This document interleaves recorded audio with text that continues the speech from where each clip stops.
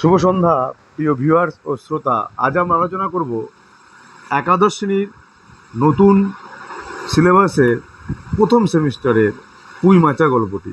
এটি ত্রয়ী বন্দ্যোপাধ্যায়ের একজন অন্যতম লেখক বিভূতিভূষণ বন্দ্যোপাধ্যায়ের লেখা। এই গল্পটি প্রবাসী পত্রিকায় 1331 বঙ্গাব্দে প্রথম প্রকাশিত হয় এবং এটি প্রথম গ্রন্থ সংকলন ছিল এর মেঘমল্লার 1931 খ্রিস্টাব্দে এটি প্রকাশিত হয়। আজ আমরা গল্পটি আলোচনা করব। এই গল্পের প্রধান চরিত্র হচ্ছে সহায়রী ও অন্নপূর্ণা। তো আমরা দেখছি গল্পগুলো কি ঘটনাটাই সামনে ঘটতে চলেছে।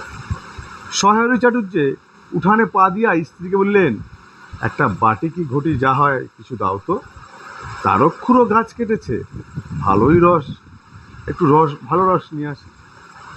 স্ত্রী অন্নপূর্ণা ঘরের রান্নাঘরের দাওয়ায় বসিয়া শীতকালের সকালবেলা নারিকেল তেলের বোতলে ঝাঁটার কাঠি পুড়িয়া 2 আঙুলের সাহায্যে ঝাঁটার কাঠি সংলগ্ন জমানো তেলটুকু সংগ্রহ করিয়া চুলে মাখাইতেছিলেন। স্বামীকে দেখিয়া তাড়াতাড়ি গায়ের কাপড় একটু টানিয়া দিলেন মাত্র, কিন্তু বাটিকি ঘটি বাহির করিয়া দিবার জন্য বিন্দুমাত্র আগ্রহ তো দেখালেনই না, এমনকি বিশেষ কোনো কথাও তিনি বললেন না। সহায়রী অগ্রবর্তী হইয়া বলিলেন, কি হয়েছে, বসে রইলে যে, দাও না একটা ঘটি। আহ, খেন্তি টেন্তি সব কোথায় গেল এরা? তুমি তেল মেখে বুঝি ছোবে না? অন্নপূর্ণা তেলের বোতলটি সরাইয়া স্বামীর দিকে খানিকক্ষণ চাহিয়া রহিলেন। পরে অত্যন্ত শান্ত সুরে জিজ্ঞাসা করিলেন, তুমি মনে মনে কি ঠাউরেছে বলতে পারো? স্ত্রীলোকে অতিরিক্ত রকমের শান্ত সুরে সহায়রীর মনে ভীতির সঞ্চার হইল। তার স্ত্রী যে অতিরিক্ত শান্ত, এতে সহায়রীর একটু ভয় হলো যে এবার কি একটা ঘটতে চলেছে। কারণ ঝড় আসার পূর্বে মুহূর্তে আমরা দেখি যে আকাশ যেমন স্থির ভাব থাকে, সেই স্থির ভাবটা বা স্থির ভাবটাই এটা হচ্ছে গিয়ে সেই অপূর্ববর্তী অবস্থা বোঝায়। তাহা বুঝিয়া তিনি মরিয়া হইয়া ঝড়ের প্রতীক্ষায় রহিলেন।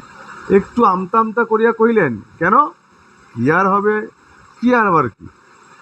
অন্নপূর্ণা পূর্ব অপেক্ষা শান্ত সুরে বলিলেন, দেখো, রঙ্গ করো না বলছি, ন্যাকামি করতে হয় অন্য সময় করো।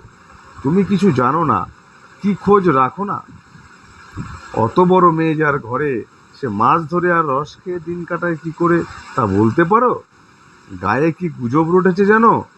সহায়রী আশ্চর্য হইয়া জিজ্ঞাসা করিলেন, কেন, কি গুজব? কি গুজব জিজ্ঞাসা করো গিয়ে চৌধুরীদের বাড়ি। কেবল বাগদি দুলে পাড়ায় ঘুরে ঘুরে জন্ম কাটালে ভদ্রলোকের গায়ে বাস করা যায় না। সমাজে থাকতে হলে সেরকম মেনে চলতে হয়। সহায়রী বিস্মিত হইয়া বলিতে যাইতেছিলেন, অন্নপূর্ণা পূর্ববৎ সুরেই পুনরায় বলিয়া উঠিলেন, এক ঘরে করবে গো, তোমাকে এক ঘরে করবে।